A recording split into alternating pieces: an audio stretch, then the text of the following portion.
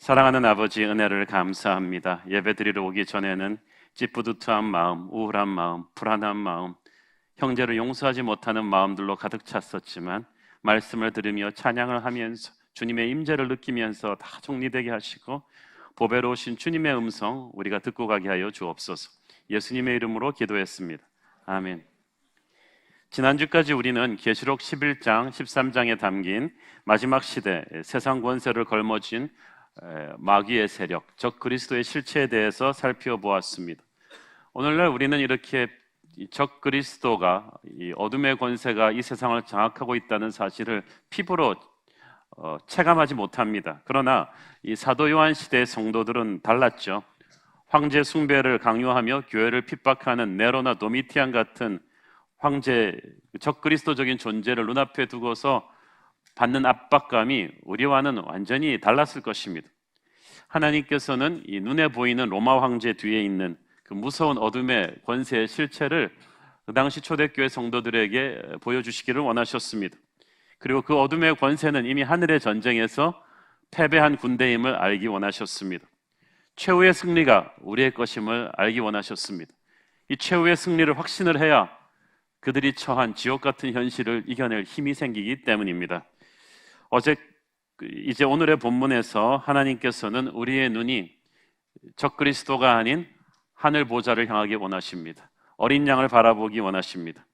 마귀의 실체만 계속 묵상하는 본문에서는 마음이 굉장히 찌뿌듯하고 답답했는데 이번 장에서는 완전히 분위기가 반전이 됩니다. 14장을 열자마자 우리는 환희에 찬 광경을 목도하게 됩니다. 1절 읽겠습니다. 시작. 또 내가 보니 보라, 어린 양이 시온산에 섰고 그와 함께 14만 4천이 서 있는데 그들의 이마에는 어린 양의 이름과 그 아버지의 이름을 쓴 것이 있더라. 1절의 이 어린 양은 당연히 예수 그리스도를 가리킵니다. 그 어린 양이 시온산 천국 보좌 앞에 서 계시다고 했습니다. 지난 장에서 우리 계시록 13장에서 우리는 예수 그리스도의 흉내를 내는 가짜 왕, 이 적 그리스도가 사람들의 경배를 받으려고 몸부림치는 모습을 보았습니다. 그러나 진정한 임금이신 어린 양 예수 그리스도께서 이제 천국 보좌 앞에 서 계십니다. 보좌 위에 앉아 계시지 않고 서 계시다는 말은 지금 왕이 승리하고 돌아오는 개선 장군을 맞이하려고 일어나는 모습입니다.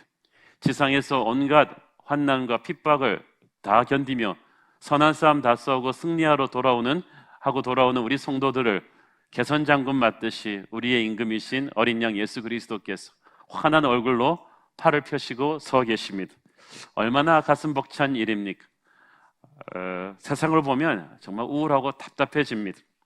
그러나 하늘을 보면 마음이 탁 트입니다. 세상 권세 잡은 적 그리스도와 마귀를 바라볼 때는 그렇게 기분이 나쁘고 그랬는데 우리 주님을 바라보니까 얼마나 마음에 자유함이 오는지 모르겠습니다. 3절 읽겠습니다. 시작. 그들이 보좌 앞과 내 생물과 장로들 앞에 서 있었다. 자, 하던 14만 4천 외에는 능히 이 노래를 배울 자가 없도다. 자, 이 계시록에서 하늘의 예배를 소개할 때 이미 계시록 4장과 또 7장에서 소개되었던 세팅입니다. 다시 한번 복습해 보면은 여기 어린 양의 보좌가 있죠. 여기 어린 양의 보좌가 있으면 그 앞에 네 생물이 있습니다. 이 네 생물은 하나님 존전에 있는 최고의 천사들을 가리키고 그 다음에는 24장로가 있죠. 그 다음에는 이제 수많은 성도들이 있어요. 14만 4천의 이 성도들이 있는데 이것이 실수가 아니고 상징 숫자라는 걸 우리가 전에 계시록을 연구할 때 한번 본 적이 있습니다. 이것이 우리가 생각할 수 있는 3차원적인 시각에서 생각할 수 있는 지금 천국 예배의 세팅입니다. 하늘의 보좌라는 말이 그 계시록에서는 46번이나 나옵니다. 보좌는 단순한 의자가 아니라 하나님의 다스림을 의미합니다. 하나님의 통치를 상징합니다. 세상이 겉보기에는 너무나 무질서하고 불안해 보이고 어둠의 세력이 꽉 잡은 것 같지만 실은 역사를 주관하시는 이는 예수 그리스도이시다라는 메시지입니다. 주님께서는 우리가 그것을 알기 원하세요. 조종간을 잡으신 분이 예수 그리스도이심을 알기를 원하십니다. 그렇기 때문에 지금 환난의 때를 지나고 있지만 우리는 절망하지 않습니다. 이 네 생물이 그 하나님 존전 앞에 있는 최고의 천사들 그룹들인데, 그 계시록 4장에 보면은 이 천사들이 이 눈들이 가득 달려 있습니다. 모든 것을 뚫어보시는 하나님의 영적인 예지력을 상징합니다. 그리고 이들이 밤낮 없이 하나님을 찬양하고 있었다고 했습니다. 네 생물 앞에 도열해선 24장로는 구약의 12지파와 신약의 12사도를 대표하는, 그러니까 성도들의 대표자들을 의미합니다. 이들이 또 흰옷을 입고 금면류관을 쓰고 있는데, 이들도 계시록 4장에 보면은 어린 양 앞에 엎드려 경배하면서 끊임없이 열정을 다해 찬양을 드리고 있는 모습이었습니다. 정리하자면 하늘의 예배에서 점잖게 무표정하게 앉아있는 사람, 졸고 있는 사람은 한 명도 없습니다. 그렇게 정적인 예배를 드리는 사람이 하늘에는 없습니다. 하늘의 예배는 아주 역동적입니다. 열정과 진심으로 자기 보면은 그 금면류관을 던지면서 찬양했다고 했어요. 미국에서나 한국에서 대학교 졸업할 때 자기 막 모자를 집어 던지면서 막 환호성을 울리잖아요. 자기의 모든 것을 던져서 열정과 기쁨으로 역동적으로 예배하는 곳이 바로 천국입니다. 저는 그 천국의 예배가 저와 여러분의 예배 가운데도 있기를 바랍니다. 자, 그런데 이 1절을 보십시오. 이 천국 예배를 드리고 있는 14만 4천의 성도들이 나옵니다. 어린 양과 함께 14만 4천이 서 있는데, 그들의 이마에는 어린 양의 이름과 그 아버지의 이름을 쓴 것이 있더라. 우리는 일찍이 14만 4천이 어떤 이단단체에서 주장하는 것처럼 실제 구원받는 정확한 숫자의 실수를 말하는 것이 아니고, 구약의 12지파와 신약의 12사도를 합해서 144를 만들고, 히브리 사람들이 무한하게 많은 숫자를 쓸 때 쓰던 1000을 곱해서 14만 4천이라는 것. 그러므로 그 당시 히브리 셈법을 아는 사람들은 이 숫자가 무한한 하나님의 구원받은 백성들을 상징하는 상징수임을 다 알고 있었습니다. 이 14만 4천이 여기 서서 찬양을 하는데, 이 7장에서는 이 무리가 사단의 공격을 앞두고서 천사의 보호를 받는 것으로 묘사되어 있는데 반해서 오늘 본문에서는 천국의 그리스도와 함께 있는 것으로 묘사되어 있습니다. 그러므로 오늘의 본문은 지금 현재가 아니라 앞으로 있는 미래의 그림을 하나님이 미리 캡처해서 보여준 것입니다. 지금은 고통스럽고 핍박받고 이렇게 쭈그러들고 있는 것 같은 교회이지만, 이제 미래에 저 천국에서 이렇게 영광스러운 하나님의 백성들이 되어 있을 것이다 하고 승리의 미래를 앞당겨서 보여주신 거예요. 왜? 현실이 너무나 힘들기 때문에 이 미래의 그림을 보고 다시 현실을 살아낼 수 있는 용기를 가지라고 보여주신 그림입니다. 자, 그런데 적그리스도에게 속한 자들은 지난주에 우리가 오른손과 이마에 표를 받았다고 되어 있죠. 그런데 하나님의 백성들의 이마에는 오늘 말씀 1절에 보니까 어린 양의 이름과 아버지의 이름이 쓰여 있습니다. 쉽게 말해서 적그리스도는 자기에게 속한 백성들에게 자기의 인을 치고, 하나님께서는 하나님의 백성들에게 인을 칩니다. 어린 양의 이름을 썼어요. 계시록 7장 3절에 보면 천사가 이마에 인친 하나님의 종들이라고 나옵니다. 에베소서에 보면 바울이 우리가 예수님을 믿고 거듭났을 때 성령의 인을 치셨다고 되어 있죠. 인을 쳤다는 말은 소유권을 주장한다는 거예요. 그때부터 하나님이 내 거라고 딱 마크해 놓으신 것입니다. 하나님의 것이기 때문에 이거 건드리면 큰일 납니다. 어린 양의 인을 쳤다는 것은 우리가 이제 우리의 인생이 아니라 하나님께 속했다는 뜻이에요. 소속이 분명해야 정체성이 흔들리지 않습니다. 내가 이 편인가 저 편인가 이게 막 불확실하면은 인생이 헷갈립니다. 그런 사람들이 인생은 나그네 길, 어디서 왔다가 어디로 가는가, 멋있는 척하고 말하지만은 그건 소속감이 전혀 없는 거예요. 우리는 예수님께 속한 자들이며 우리는 저 천국으로 돌아갈 것입니다. 예수님께 속한 자들, 어린 양의 인을 친 사람들은 예수님이 책임집니다. 철저하게 보호하십니다. 어떤 재앙과 심판 가운데서도 하나님이 우리를 안고 가십니다. 세상 권세 잡은 그 적그리스도는 자기의 인을 맞으라고 합니다. 자기의 표를 맞으면 자기가 책임져 줄 거라고 합니다. 근데 책임 못 집니다. 그건 같이 자기랑 같이 지옥불에 떨어지자는 말이에요. 오직 어린 양의 인을 받은 사람만이 구원의 축복을 누리게 될 것입니다. 이 천국 예배에 나오는 예수님의 인을 머리에 받은 백성들은 우리가 미래의 천국에서 누리게 될 이 영광을 상징하는 것입니다.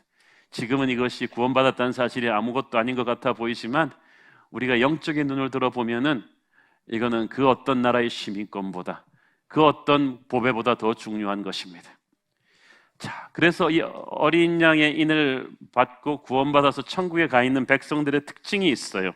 첫째는 구원의 찬양을 부른다는 것입니다. 3절 읽겠습니다. 시작. 그들이 보좌 앞과 내 생물과 장로들 앞에서 새 노래를 부르니 땅에서 속량함을 받은 14만 4천 밖에는 능히 이 노래를 배울 자가 없도다. 새 노래를 불렀다는 것은 한마디로 찬양했다는 거죠. 천국 예배의 기본 포맷이 찬양입니다.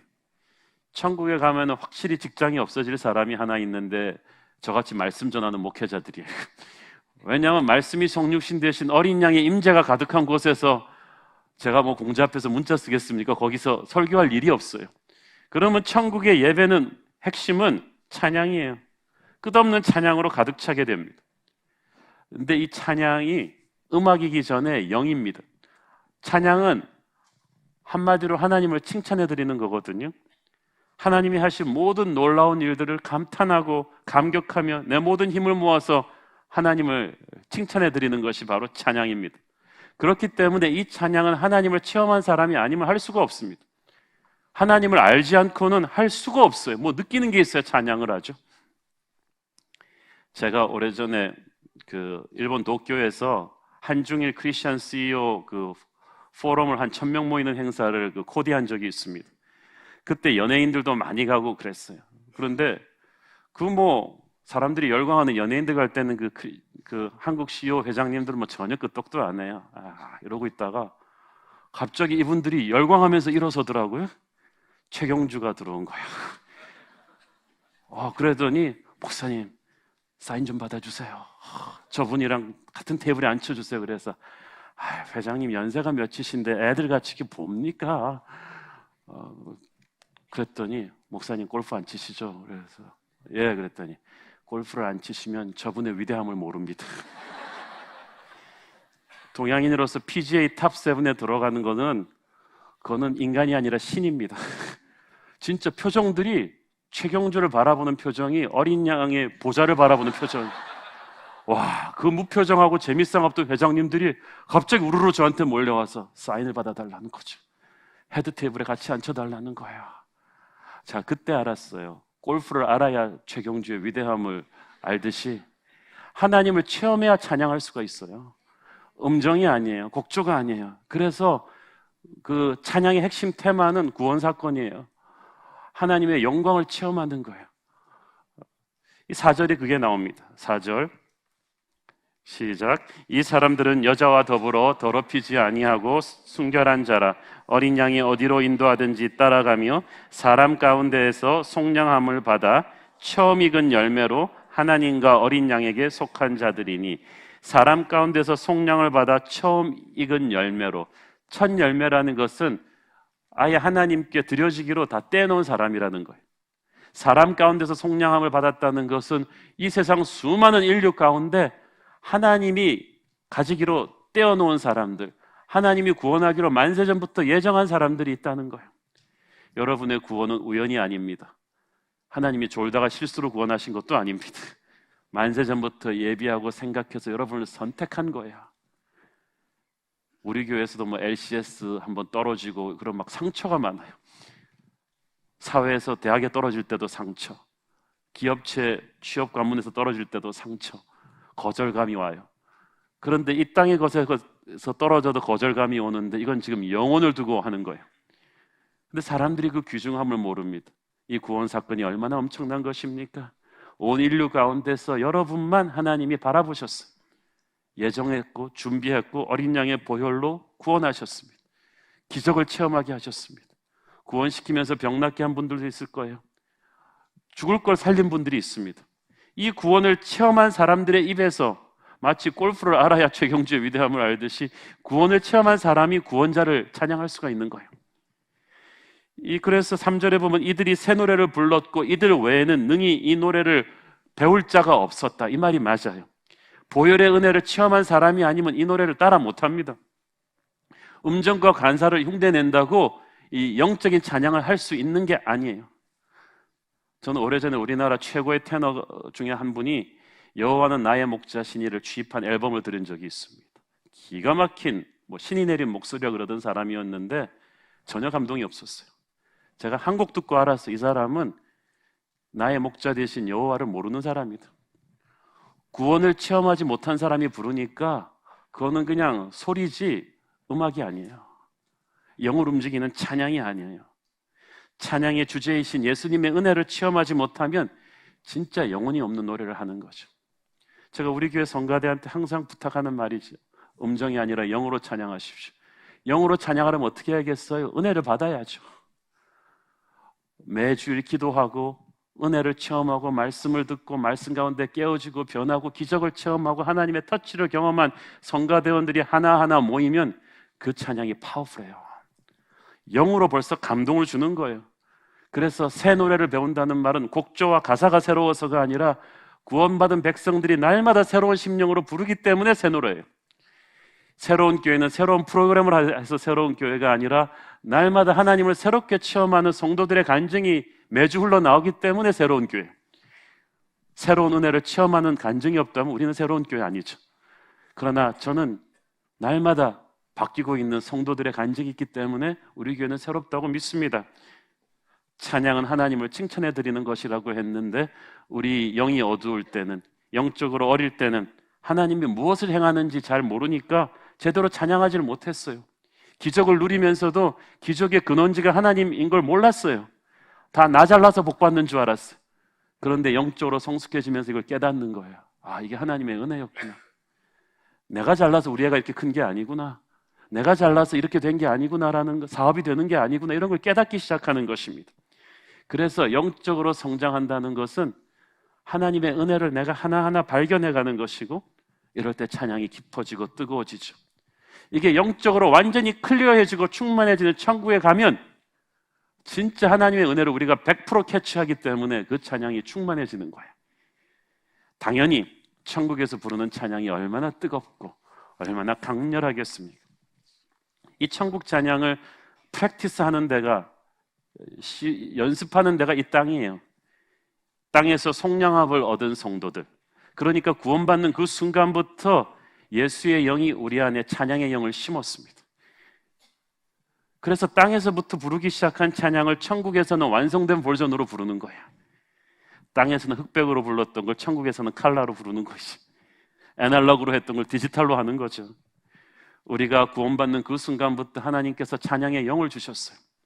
하나님이 우리를 구원하신 목적 중에 하나가 우리의 찬양을 받으시는 것입니다. 에베소서 1장 13절 14절 시작. 그 안에서 너희도 진리의 말씀 곧 너희의 구원의 복음을 듣고 그 안에서 또한 믿어 약속의 성령으로 인치심을 받았으니 이는 우리 기업의 보증이 되사 그 얻으신 것을 속량하시고 그의 영광을 찬송하게 하려 하심이라. 구원의 핵심 목적 중에 하나가 찬송이에요.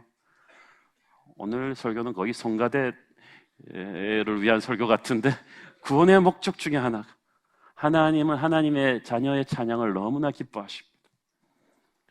지금은 올드 버전이 됐습니다만 우리 애가 어렸을 때 갑자기 이 노래가, 아이들이 힘든 아빠들을 격려하는 노래로 우리나라에 유행했었어요. 아빠 힘내세요, 우리가 있잖아요. 지금 들어보면 굉장히 유치한 노래인데 그 당시 30대 아빠이던 저에게 하루 너무나 힘든 하루를 살고 딱 집에 오면 우리 애가 어디서 배워 그 노래를 불러주는데, 와, 영적인 카타르시스가 확 올라오는 거. 아, 연예인이 부르던 거 아무 소용없어요. 우리 애가 불러야 돼요.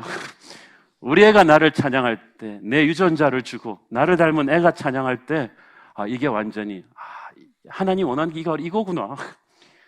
하나님은 하나님의 자녀들의 찬양을 받기를 원하십니다. 합당하신 분입니다. 예수 믿는 사람이나 안 믿는 사람이나 모든 사람의 가슴에는 음악이 있고 노래가 있습니다. 그래서 누구든지 그냥 차 타면서 흥얼거리는 거예요. 어떤 음악을 좋아하는지를 보면 그 사람의 인격의 됨됨이를, 인생의 칼날을 알 수가 있죠.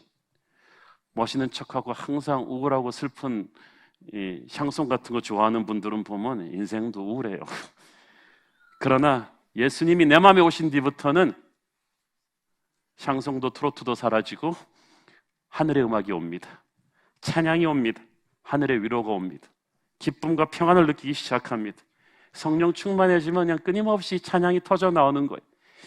그렇기 때문에 이 지상에서 예배 드릴 때 찬양 시간을 지루해하는 분들, 예배 시간에 찬양 시간 끝날 때 칼같이 맞춰서 들어오는 분들 큰일 났습니다. 천국 가면은 그냥 주구장창 할 일이 그거예요. 영원토록 할 일이 찬양입니다. 이 땅에서 부르는 찬양이, 우리가 힘들고 어려울 때마다 부르던 그 찬양이 천국 가서는 완전한 충만함으로 발전하는 거예요. 그래서 저는 그 찬송가의 그 가사 참 좋아합니다. 이후에 천국 올라가 더 좋은 노래로, 다 같이 해볼까요? 날 구속하신 은혜를 늘 찬송하겠네, 늘 찬송하겠네, 늘 찬송하겠네. 천국에서 부른다고 생각하시고, 날 구속하신 은혜를 늘 찬송하겠네. 이 찬양이 그냥 완전 360도 디지털 돌비 스테레오 시스템으로 그냥 천국에서 팍 퍼지는 거예요. 그때는 음치 박치들도 다 해결이 돼가지고 그냥 깨끗한 노래로 목으로 부르면서, 영으로 부르면서, 영적인 공격이 없이 완전한 자유함으로 부르는 그 찬양을 상상을 하십시오. 제가 계시록 설교하면서 계속 강조하는 거지만 여러분, 이 땅의 콘서트가 될 게 아닙니다. 천국을 바라보십시오. 천국은 그런 곳입니다. 이 찬양 소리가 얼마나 좋으냐? 2절을 보세요. 시작. 내가 하늘에서 나는 소리를 들으니 많은 물소리와도 같고 큰 우레소리와도 같은데 내가 들은 소리는 검은 고 타는 자들이 그 검은 고를 타는 것 같더라. 많은 물소리, 그러니까 감이 없으시죠? 제가 나야가라 폭포 가보고 그 감을 잡았어요. 1초에 7,000톤이 떨어지는 그 물소리는요, 귀가 멍멍해요. 그런 많은 물소리처럼 계시록에서는 하나님의 음성을 많은 물소리라고 합니다.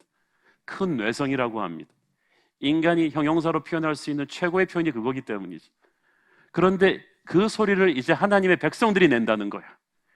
왜냐하면 천국에서 우리는 하나님의 영광을 입었기 때문에 우리가 부르는 찬양이 하나님의 음성을 닮아가요. 검은 것 타는 자들의 음악처럼 너무나 크고 위엄 있고 아름답게 천국에서 그 에코 사운드로 퍼지는 그 찬양을 우리는 누리게 될 것입니다. 계시록에서 핍박받는 교회들에게 하늘의 예배를 보여주시면서 하나님께서 자꾸 이 찬양을 강조하는 이유가 어디 있겠습니까? 왜냐하면 천국에서의 완성된 찬양도 찬양이지만 지금 이 마지막 시대를 살면서 어둠의 권세와 이길 수 있는 가장 능력 있는 무기 중에 하나가 찬양이기 때문입니다. 이 여호사밧이 침략군과 맞서면서 제일 선봉대 성가대를 세워서 물리친 적이 있죠. 찬양이 파워가 있어요. 왜냐하면 사탄 루시퍼가 음악 전공이에요. 찬양을 할 입술로 하나님을 찬양하지 않고 자기를 찬양하다가 심판받고 추락한 거예요. 그래서 사탄은요, 계속 우리 보고 스타가 되려고 합니다. 인간을 칭찬하고 높이는 그런 음악을 부르라고 하는데, 성도들이 하나님을 높이는 찬양을 부르면요, 사탄이 견디지 못하고 도망가요. 이 세상은 자꾸 우리를 불평하고 원망하게 만드는데, 우리가 불평하고 원망해야 될 그 순간에 하나님을 향한 찬양을 터뜨리면 사탄이 도망가는 거야. 그러므로 여러분, 영적으로 이유 없이 계속 눌리고 답답할 때는 제가 아는 분은 특유의 노하우가 있습니다. 그냥 찬송가를 한 수십 장을 1절부터 4절까지 가사를 읽는 거예요. 계속. 그러면서 영적인 이 승리를 체험한다고 합니다. 찬양에 영적인 능력이 있으심을 믿기를 바랍니다. 두 번째로 천국 백성의 특징은 영적인 순결을 지킨다는 것입니다. 4절 아까 읽으셨지만 4절 초반부만 잠깐 끊어서 읽어보겠습니다. 이 사람들은 여자와 더불어 더럽히지 아니하고 순결한 자라. 자, 여기까지. 어떤 분들은 이거는 여성을 비하하는 성경 구절이 아닌가 하는데, 여기서 여자는 사단의 조종을 받는 세상 권세를 상징하는 단어입니다. 세상의 유혹과 시험 공격을 가리키죠. 그러므로 여자와 더불어 더럽히지 않고 순결한 자란 말은 세상과 타협하지 않은 신앙의 정절을 지킨 크리스천이다 뜻이에요. 고린도후서 11장 2절 보겠습니다. 시작. 내가 하나님의 열심으로 너희를 위하여 열심을 내노니 내가 너희를 정결한 처녀로 한 남편인 그리스도께 드리려고 중매함이로다. 고린도 교회 목사로서 바울이 지금 목회가 뭐라 그랬어요? 너희를 정결한 처녀로, 교회는 그리스도의 신부라고 했죠. 주님께 드리기 위해서 노력한다는 거예요. 아니, 이미 예수 믿었으면 이 사람들 크리스천이고 주님의 신부가 되었는데 왜 갑자기 정결을 요구할까요? 정결은요, 결혼하기 전에 사람들만 하는 게 아니에요. 결혼하고 나서도 정결을 지키셔야죠. 결혼하고 나서 진짜 지켜야죠. 어느 남편이 그걸 참습니까? 결혼했는데 내 아내가 모든 지나가는 남자들한테는 다 눈길을 주고 그들의 언어를 듣고 시간을 보내고, 예수 믿고 나서도 예수님과 보내는 시간보다도 세상과 보내는 시간, 드라마 보고 인터넷 보고 세상 사람들의 생각을 하는 것, 시간이 훨씬 많다면 영적인 정결을 잊은 거예요. 하나님보다 더 사랑하던 그 무엇이 있으면 안 됩니다. 바로 그게 우상입니다. 내가 기도하는 시간보다 더 많이 대화하는 사람, 그 사람이 우상이에요. 내가 하나님께 예배하는 시간보다 더 많은 시간과 정성을 쏟는 존재, 그것이 우상입니다. 세상은 계속 우리에게 세상 사람처럼 살라고 합니다. 그러나 성경은 너희는 이 세대를 본받지 말라고 합니다. 크리스찬들이 예수님을 닮아가려고 애써야지 자꾸 세상과 같아지려고 애쓴다면 세상에 무슨 영향력을 끼치겠어요? 여러분, 유행에 뒤처지지 않으려고 너무 노력하지 마세요. 이 백은 요즘 유행이 지났어, 새거 팍 사고. 이 옷은 유행이 지났어, 요즘 뭐가 유행이야? 자꾸 이런 생각 너무 하지 마세요. 세상을 기본적으로는 알아야겠지만 여러분이 주님이 요즘 무엇을 생각하시는가에 대해서는 그렇게 관심이 없으면서 요즘 연예인이 무엇을 입는가 이런 거에 대해서 왜 이렇게 관심이 많으세요? 자꾸 세상과 같아지려고 애쓴다면 우리는 영향력이 없어질 것입니다. 크리스천의 매력은 세상 속에 있지만 세상과 달라지는 거예요. 세상 사람들이 진짜 크리스천을 겉으로는 핍박을 해요. 그렇지만 속으로는 존경해요. 이게 중요한 거예요. 야고보서에 보면은 세상과 벗된 것이 하나님과 원수되는 것이라고 했습니다. 벗된다는 것은 세상과 깊이 사귄다는 거예요. 크리스천이 거룩을 잃어버리는 그 순간 끝입니다. 영적인 능력과 권세가 마비되는 거예요. 세 번째로 천국 백성들의 특징은 주님의 인도를 따른다는 거예요. 4절 보세요. 중간 부분, 어린 양이 어디로 인도하든지 따라가는 자며. 구원받은 백성들의 또 하나의 특징은 예수 그리스도께 대한 절대적인 순종입니다. 양은 목자를 무조건 신뢰합니다. 목자가 이끄는 데는 어디든지 갑니다. 목자를 신뢰하기 때문에 어디냐고 물어보지 않습니다. 많은 사람들이 하나님의 뜻을 구할 때요, 순종을 전제로 뜻을 구하지 않아요. 그냥 컨설팅 업체 구하듯이, 병원에 두 군데 가서 한 오피니언 떼보듯이 하나님한테도 물어보고 전문가한테도 물어보고, 그래서 하나님 말씀해 보세요, 한번 나 생각해보고 결정할게. 그렇게 하나님의 뜻을 구하니까 음성이 안 들리는 거예요. 하나님의 뜻이 무엇이든지는 상관이 없어요. 그냥 순종은 해야 돼요. 하나님의 뜻은 받는 그 순간부터 옵션이 없어지는 거예요. 다른 거는 메뉴에 없어요. 여러분, 하나님의 뜻밖에는 메뉴에 없는 사람이 크리스천입니다. 그래서 우리는요, 항상 하나님의 뜻을 구할 때 답은 항상 하나예요. 답은 예스. 하나님 말씀하십시오. 뜻이 무엇인지 여기다 하나님이 채워넣으시면 답은 예스. 이러고 살아야지. 어떤 분들은 말씀해 보세요. 생각해보고 결정하겠습니다. 그가 크리스찬이 아니에요. 진짜 크리스찬은 답을 써놓고 사는 사람이죠. 답은 예수. 하나님이 언제 어디서 무엇을 어떻게 말씀하십시오. 어떤 것인지 상관하지 않습니다. 어떤 일인지 상관하지 않습니다. 익숙하지 않은 것, 잘 모르는 것, 불편한 것, 힘든 것 상관하지 않습니다. 목자를 믿기 때문에 따라 나서는 거야. 그 사람이 진짜 구원받은 자녀인지 아닌지는요, 그 집에 붙여놓은 교패 보고 아는 게 아니에요. 그 사람의 삶의 매 순간 하나님의 인도하심을 순종하는 사람인가 아닌가, 이게 결정하는 거예요. 로마서 8장 14절에 유명한 말씀 나오잖아요. 시작. 무릇 하나님의 영으로 인도함을 받는 사람은 곧 하나님의 아들이다. 누가 하나님의 자녀라고요? 하나님의 영으로 인도함을 받으니까 그 사람이 하나님의 자녀예요.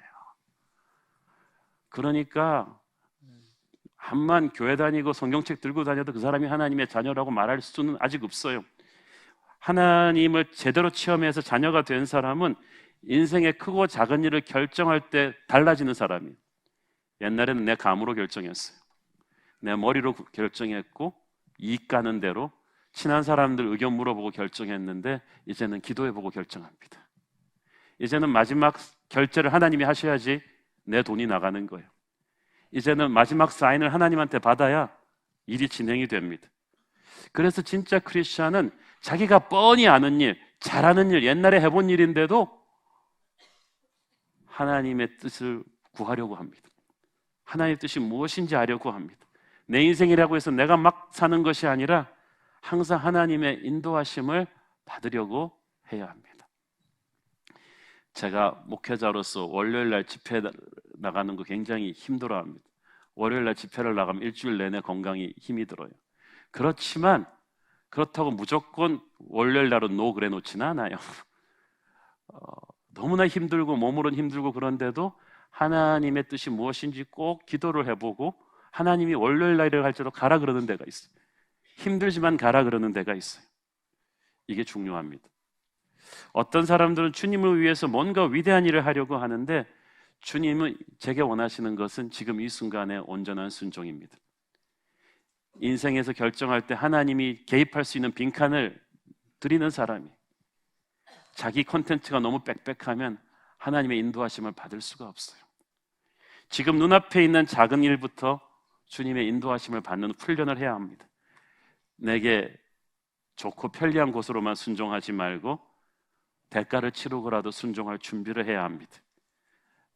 그 순종 때문에 내 시간과 재능과 돈을, 관계를 희생할 수도 있죠. 그러나 순종이 제사보다 낫다고 했습니다. 하나님의 인도하심을 받고 있는 사람이 바로 하나님의 자녀예요. 그래서 하나님의 인도하심을 항상 따라가다가 천국까지 가는 거예요. 네 번째로 언행일치의 진실한 삶입니다. 5절 읽겠습니다. 시작. 그 입에 거짓말이 없고 흠이 없는 자들이더라. 자, 보세요. 사탄의 입술은 거짓으로 가득 차 있는데 하나님의 언어는 진리입니다. 그 말하는 진리의 입술과 흠이 없는 삶, 그러니까 언행일치, 진실한 백성들이 하나님의 사람들이다. 오늘날 화려한 사람 많습니다. 똑똑한 사람 많습니다. 진실한 사람 찾기는 어렵습니다. 그런데 하나님의 백성들은 이 땅에 살지만 진리의 하나님을 예배하고 살기 때문에 진실한 사람들이 됩니다. 자, 하나님의 백성들에게 영적인 세계에서 인이 찍혔다고 했죠. 근데 영적으로 찍힌 이 인은 세상 사람들은 볼 수가 없어요. 세상 사람들이 볼 수 있는 하나님의 백성의 마크는 바로 이 언행일치의 진실한 삶이에요. 우리가 하나님을 위해서 위대한 일을 해야 된다고 많이 생각합니다. 땅 끝까지 가서 제자 삼으라, 지상 명령이죠. 그것은 알지만 그 명령을 실천하기 위해서는 우리의 삶이 백업을 해줘야 됩니다. 말과 행동이 진실한 삶을 살 때 우리 메시지에 파워가 생기는 거예요. 마태복음 5장 16절 시작. 이같이 너희 빛이 사람 앞에 비치게 하여 그들로 너희 착한 행실을 보고 하늘에 계신 너희 아버지께 영광을 돌리게 하라. 이게 전제가 된 다음에 전도와 선교가 들어가야 돼요. 직장에서 맨날 뺀질하게 일 안 하고 만드는 상품은 다 불량품 만들고 늦게 오고 일찍 가고 막 하면서 갑자기 주 예수를 믿어라 이러면은 이게 뭐 설득력이 있겠냐는 말이에요. 오늘날 우리 한국 교회 우리 목회자들과 성도들이 깊이 하나님 앞에서 반성해야 될 너무나 펀더멘털한 포인트가 바로 이 점입니다. 진실성의 문제입니다. 우리 보통 교회들이 내거는 비전이나 한 해의 목표, 표어들 보면은 거창합니다. 우리 한국 민족이 참 거창한 언어를 말하는 거예요. 제가 기억나는 표어들 몇 개를 보면은 통일 한국 시대를 책임지는 교회가 되게 하소서. 10,000명의 선교사를 보내게 하여 주옵소서. 21세기 미래를 주도하는 교회가 되게 하여 주옵소서. 뭐 다 좋은데 진실한 교회가 되게 하소서. 그거는 좀 폼이 없어 보이잖아요, 그죠? 그런데 오늘 한국 교회에 문제 생긴 건 다 그것 때문이에요. 우리의 메시지가 파워로 이른 거는 진실함이 없었기 때문이에요. 하나님께서 지금 천국 백성들을 설명하실 때 큰 교회 출신들 말한 게 아니에요. 어떤 교단 출신들 말한 게 아니에요. 선교사를 몇만 명 파송한 교회, 헌금을 얼마나 많이 한 교회, 사역이 얼마나 다양한 교회를 말씀하시는 것이 아니라 너무나 심플해요. 어린 양이 갈 때 어디든지 따라가고 찬양을 드리며 진실한 사람들, 말과 행동이 진실한 사람들, 깨끗한 사람들, 이게 하나님의 우리를 향한 뜻이에요. 우리는 너무 거창하게 살았어요. 목회자인 저부터 너무 거창한 말들만 많이 한 것 같아 죄송스럽습니다. 제대로 살지도 못하면서 좋은 말만, 거품이 너무 많이 꼈어요. 우리 올해표 사랑하며 격려하며 이거 결코 거창한 비전 아닙니다. 어떤 분은 우리 목사님들, 아는 목사님들 모여서 올해 표 나누었는데 우리 교회 표현이 제일 험불해요. 다들 뭐 지상 명령을 책임지는 교회 이렇게 많았어요. 그런데 사실 주님이 가장 말씀하신 명령이 이거였어요. 서로 사랑하며 격려하며. 사랑하고 격려하지 않는 교회가 통일 한국 시대를 책임질 수 있습니까? 말씀대로 실천하지 않는 교회가 어떻게 감히 세계 선교를 책임질 수가 있습니까? 모든 것이 투명하게 공개되는 이 시대에 우리 성도들에게 가장 절실하게 요구되는 것은 위대함이 아니라 진실함입니다. 우리 믿는 사람들의 언어가 진실합니까? 우리의 행동에는 흠이 없습니까? 자기가 사는 것만큼 말하고 삽니까? 아니면 너무 좋은 말만 펑펑 공수표를 남발했습니까? 자꾸 남을 개혁하려고 하지 말고 우리 스스로의 위선됨을 주님 앞에서 회개해야 됩니다. 저는 이 천국 백성들의 그 마크를, 특징들을 주님께서 열거하신 걸 보면서 지금 우리 많은 교회들이